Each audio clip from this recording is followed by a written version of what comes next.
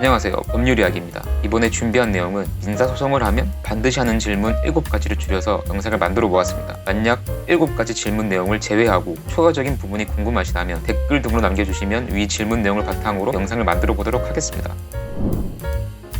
민사소송을 하면 돈을 받을 수 있나요? 또는 민사소송 판결이 확정되면 채무자가 채무를 변제해야 되는 게 아닌가요? 라는 질문 한 번씩 해보셨나요?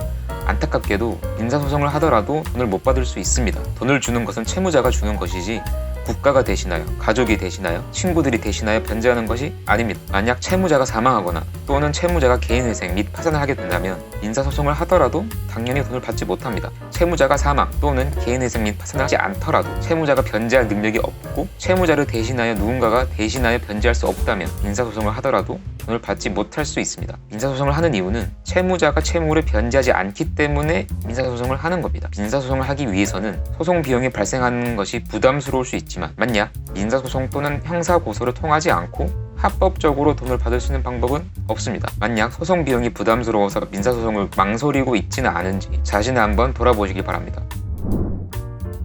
민사소송을 하게 되면 반드시 들어가는 비용이 있습니다. 바로 인지대와 송달료입니다. 인지대는 법원을 운영하는 데 들어가는 비용, 즉 일종의 세금이라 생각하시면 되고 송달료는 법원에서 우편물을 보낼 때 사용하는 우편요금이라 생각하시면 됩니다. 민사소송을 신청하게 되면 인지대와 송달료가 납부가 되어야 민사소송 절차가 진행이 됩니다. 또한 나 홀로 소송을 하지 않고 법무사 또는 변호사의 도움을 받게 되면 별도의 비용이 발생이 됩니다. 법무사도 법률 전문가이긴 하나 소송에 직접 참여할 수 없다는 단점이 있는 반면에 변호사 선임 비용보다는 적은 비용으로 도움을 받을 수 있습니다. 수백만 원에 이르는 변호사 비용을 지급하는 것은 누구나 경제적 부담을 느낄 수 있는 부분이 있기 때문에 만약 법무사 또는 변호사를 선임하고자 한다면 상담을 받기 전 꼭 해야 되는 것이 있습니다. 그것은 바로 민사소송의 경우 다양한 주장과 반박을 할 수 있기 때문에 전혀 예상하지 못한 방향으로 소송이 전개될 수 있다는 점입니다. 따라서 상담을 받기 전에 사건이 발생한 시간 순서대로 어떠한 일들이 있었는지 대략적으로라도 정리를 해서 법률 상담을 받아보시길 바랍니다. 법률 상담을 받을 때도 무료 법률 상담보다 유료 법률 상담이 질이 높다는 것은 너무나 당연한 이치이기 때문에 사건이 복잡하다고 생각되신다 하시면 유료 법률 상담을 꼭 받아보시길 바랍니다. 지급 명령의 가장 큰 장점은 첫 번째, 채권자가 신청한 내용만으로, 두 번째, 법원에 출석할 필요 없이, 세 번째, 저렴한 비용과 빠른 시간에 집행 권한을 획득할 수 있다는 장점이 있습니다. 지급 명령에서 가장 중요하게 알아야 하는 부분은 지급 명령 장점이 아닌 단점입니다. 지급 명령의 가장 큰 단점은 첫 번째, 사실 조회 신청이 되지 않기 때문에 채무자 인적 사항 즉 주민번호를 모르는 경우 지급 명령을 신청한 후 지급 명령이 확정되었다 하더라도 추후 강제 집행이 불가능할 수 있다는 단점입니다. 즉 확정된 지급 명령으로 채권자가 할 수 있는 것은 아무것도 없을 수 있다는 점 기억해주세요. 두 번째, 기판력이 없습니다. 지급 명령이 확정되었다 하더라도 채무자는 지급 명령 확정된 것이 부당하다고 하여 언제든지 다툴 수 있는 청구 이의의 소송을 제기할 수 있습니다. 세 번째, 채무자는 아무런 이유도 없이 즉 단순한 시간을 끌기 위한 목적으로 지급 명령 이의 신청을 할 수 있습니다.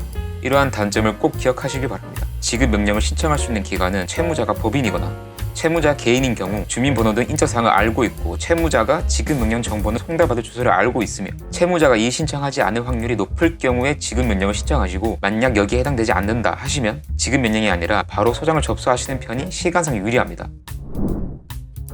민사소송 답변서는 소송을 제기한 원고에 대응하여 피고가 법원에 제출하는 최초의 반박 서면을 답변서라고 합니다. 민사소송법은 피고가 원고의 청구를 다투는 경우에는 소장의 부분을 송달받은 날로부터 30일 이내에 답변서를 제출해야 한다고 규정되어 있고 법원은 피고가 답변서를 제출하지 아니한 때에는 청구의 원인이 된 사실을 자백한 것으로 보고 변론 없이 판결할 수 있다고 규정되어 있습니다. 따라서 소장에 대한 답변서는 소장을 받으신 날로부터 30일 이내에 법원에 제출하시는 것이 좋습니다. 그러나 30일이 넘어 제출하였다고 하여 불이익을 받지는 않습니다. 피고가 소장을 받은 날로부터 30일 지났음에도 불구하고 답변서를 제출하지 않은 경우 법원은 판결 선고 기일을 지정하게 됩니다. 즉, 피고가 원고의 청구를 인정하는 것으로 보고 변론 없이 판결을 하는 것입니다. 하지만 이 경우에도 판결 선고 기일 전까지 답변서를 제출할 수 있으며 답변서가 제출된 경우 법원은 판결 선고 기일을 취소하고 다시 변론 기일을 지정하게 됩니다. 그러면 언제까지 답변서를 작성해야 하는지 궁금하실 텐데 법원에서 무변론 판결 선고 기일 통지서를 받고 판결 선고일 전날까지 제출하시면 됩니다.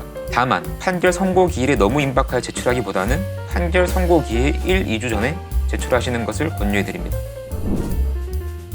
소액 사건은 청구하는 금액이 3천만 원 이하인 금전 청구 사건으로서 소액 사건 심판법이 적용되므로 이론적으로는 일반적인 민사소송에 비해 빠르게 진행되는 것이 맞지만 실무상에는 일반 민사소송과 큰 차이가 나는 것은 아닙니다. 소액 재판이 가장 빠르게 종결되는 경우는 법원이 해당 사건에 대해 이행 권고 결정을 하고 피고가 이행 권고 결정문을 송달받은 후 2주 안에 이의 신청을 하지 않는 경우에 이행 권고 결정이 확정되는 것으로 지급 명령과 유사합니다. 그러나 지급 명령과 달리 소액 사건에서는 사실조회 신청 및 문서 송부 촉탁 신청이 가능하기 때문에 채무자 인적 사항을 모르는 경우에는 지급 명령보다 소액 민사소송으로 진행하는 것을 권해드립니다. 피고가 이행 권고 결정에 대하여 이의 신청을 한 경우 또는 법원이 이행 권고 결정을 할 수 없는 사건인 경우, 사건에 대하여 면밀한 심리가 필요하다고 판단하는 경우, 즉 사건의 쟁점인 사건의 난이도, 피고의 대응 방법에 따라 재판 기간이 결정되는 것이지 소액 사건이라고 해서 반드시 일찍 끝나는 것은 아닙니다. 내용 증명은 어떠한 법률적 효력, 즉 법적인 강제력이 생기는 것은 아닙니다. 즉 내용 증명을 받아본 사람이 내용 증명에 대한 답변서를 보낼 의무도 없습니다.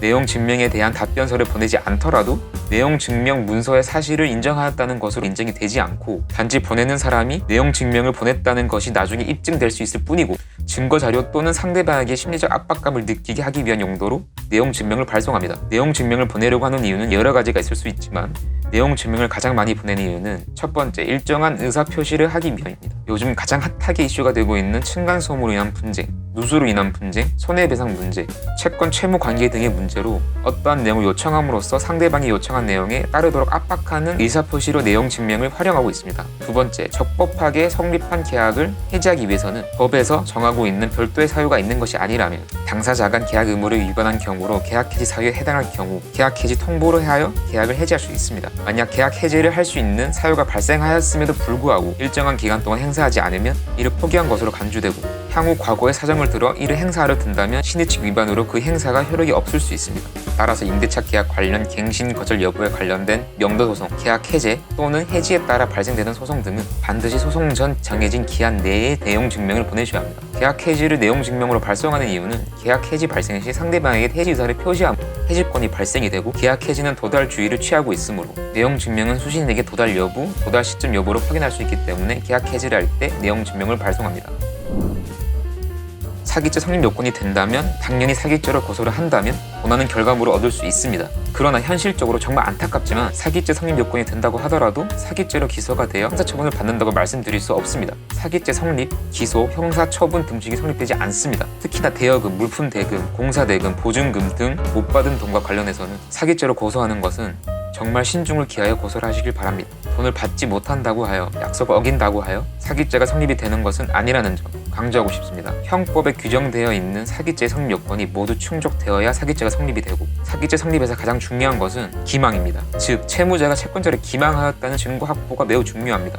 대법원 판례에서도 채무자가 제대로 변제하지 못하였다는 사실만을 가지고 채권자를 기망하기 어렵다고 명시적으로 판시하고 있기 때문에 단순히 돈을 받지 못하여 민사소송하는 절차가 복잡하고 소송 비용도 들어가고 수사기관에서 처벌해주겠지라는 안일한 생각으로 사기죄 고소를 생각하지는 않는지 자신에게 물어보시길 바랍니다. 형사고소는 채무자를 압박하는 수단으로 합의를 유도하는 방안으로 고려해볼 수 있습니다. 하지만 자칫 무고죄로 채권자가 처벌을 받을 수 있는 가능성도 배제할 수는 없습니다. 결론적으로 채무자를 형사고소하는 것도 채권 추심을 위한 하나의 방법이 될 수는 있지만 사실관계를 명확히 파악하셔서 무고죄가 되지 않도록 조심하셔야 합니다. 이상으로 민사소송에서 가장 많이 하는 질문 7가지를 줄여서 영상을 만들어 보았는데 이 영상이 도움이 되셨는지 모르겠습니다. 이 영상 끝까지 시청해주신 분들에게 진심으로 감사의 말씀을 전하고 구독, 좋아요 한 번씩만 부탁드리겠습니다. 감사합니다.